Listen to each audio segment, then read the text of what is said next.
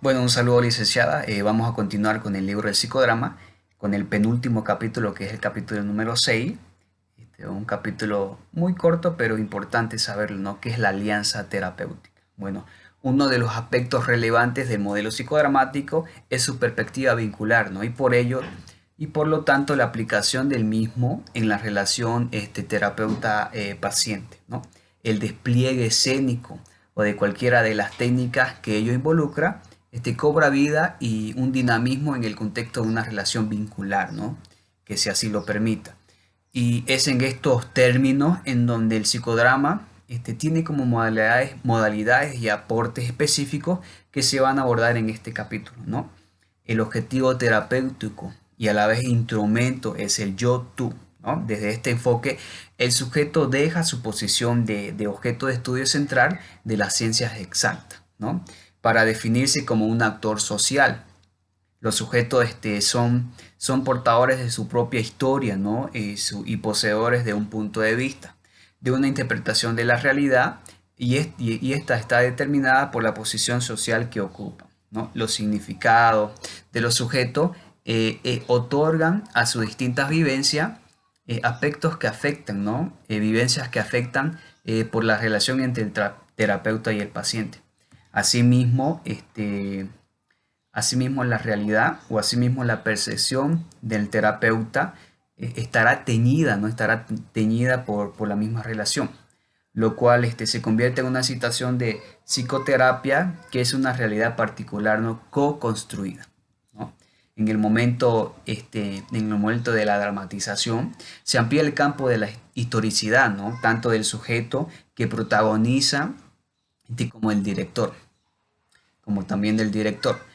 Es el encuentro de los sujetos como historias de vida distintas, en donde se co-construye una realidad en que participan ambos, ¿no?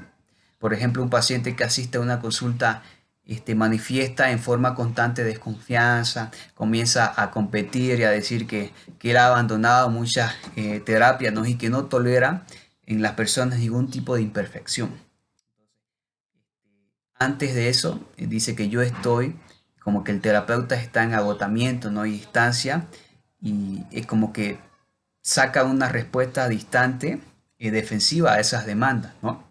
Revisamos, dice, en su consecuencia de escenas, una serie de humillaciones desde pequeño que él recibió por parte de la madre, ¿no? Antes de lo que él resuelve ser ante eso dice que él resuelve no ser un escolar destacado y después ya un profesional muy exitoso, ¿no?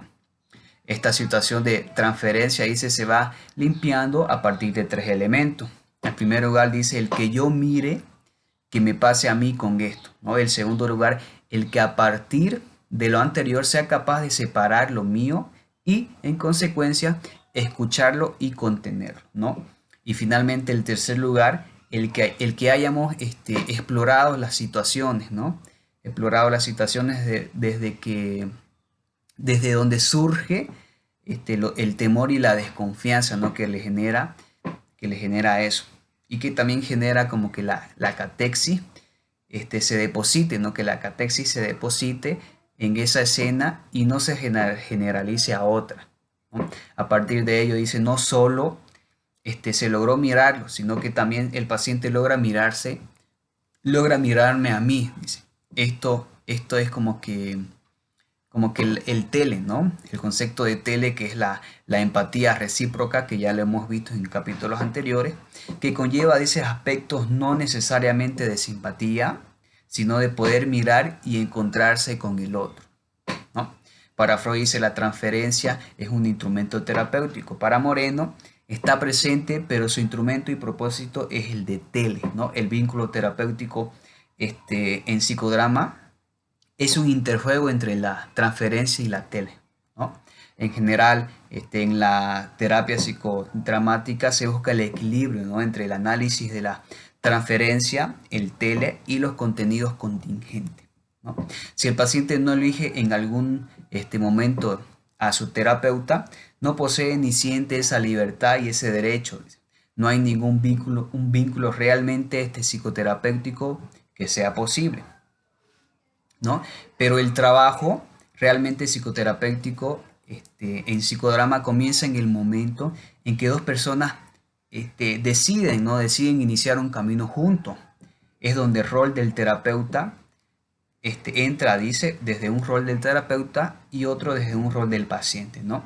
Esto es válido independientemente de las características, ¿no? De las características del paciente y esta responsabilidad del terapeuta para saber cómo conducir de acuerdo a estas características este proceso de decisión y elección, ¿no? ¿Cómo se elige el terapeuta? ¿Cómo elige el terapeuta? El terapeuta también elige desde las primeras entrevistas cómo se constituye el status nascenti, ¿no? Desde dónde se produce el enganche. Es necesario preguntarse qué me ocurre con este paciente, ¿no? Tengo como que la experticia y la experiencia suficiente para poder ayudarlo.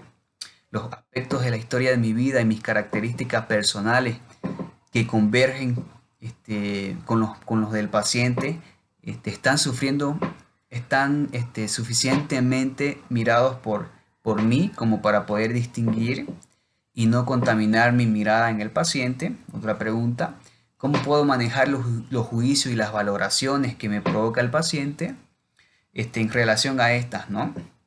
Y en relación a estas preguntas y mis respuestas, puedo contemplar incluso la posibilidad de derivarlo si es posible, ¿no? Si yo no me veo quizás con esa postura de poder ayudarlo y relacionarme con ese paciente, también puedo derivarlo. La valencia vincular en la relación terapeuta del paciente. La valencia es referida a si existe una valoración positiva dentro del criterio con el cual yo elijo a una persona en este sentido, ¿no? La sintonía afectiva, dice, entre el terapeuta y el paciente corresponde a un vínculo, ¿no? Un vínculo que está vivo, que no es sino que está siendo, ¿no? Por lo mismo necesariamente va a sufrir oscilaciones en ambos sentidos. Tanto dicen los momentos de transferencia como en los momentos de la tele terapéutico, ¿no? La mutualidad y incongruencia en la valencia de la alianza terapéutica. La elección y la valencia deben ser recíprocas, dice, y produce como parte del encuentro en las primeras sesiones, ¿no? Existe un contrato terapéutico en el cual se explican, ¿no? O se detallan los propósitos terapéuticos, ¿no? Se co-construye y se acuerdan, ¿no? Dentro del mismo contexto se establece también un acuerdo mutuo. La pregunta ahí es, ¿estamos ambos dispuestos a trabajar para ello? ¿Nos sentimos ambos cómodos el uno con el otro? Entonces,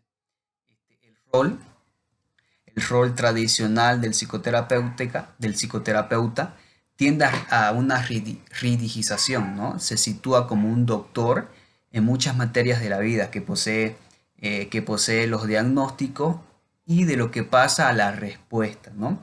Para resolver todo.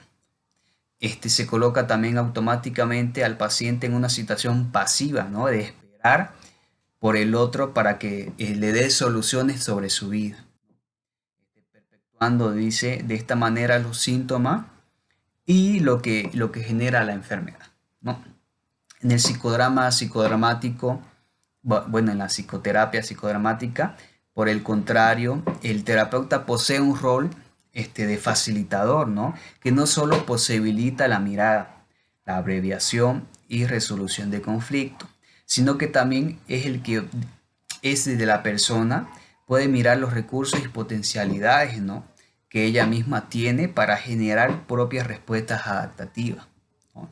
En el marco anterior del rol terapeuta psicodramático implica la renuncia a un rol social, ¿no? A un rol social clásico de omnipotencia y omnipaciencia, ¿no? Debe aprender que cualquier cosa que le diga a su paciente debe ser dicha sobre la base de un vínculo de respeto y a manera de hipótesis, ¿no? De una hipótesis investigativa.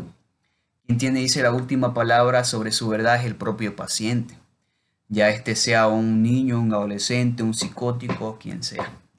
Es importante también de la teoría de roles psicodramática en la relación terapéutica-paciente. Los roles se dan en el ejercicio vincular terapéutico, ¿no?